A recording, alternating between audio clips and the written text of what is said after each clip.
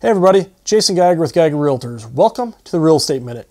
Today I want to talk about pricing strategies.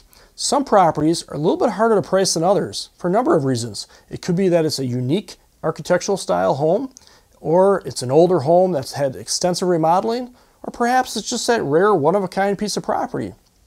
If you have a property like this that may be a little bit more challenging to price out, here are a couple of ideas. First, you always want to take into account the marketability of the property. All right, is your property very marketable to a lot of buyers, or are you looking for a very select few buyers?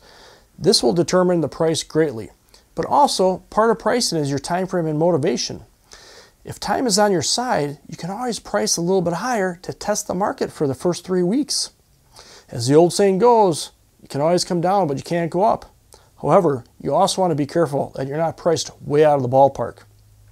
One of my favorite questions to ask sellers when I'm representing a buyer is, how'd you come up with the price? Well, a savvy seller will always have a justified answer. These properties can be tricky to price out, but that's why we're here. So remember, get the right real estate advice, get Geiger.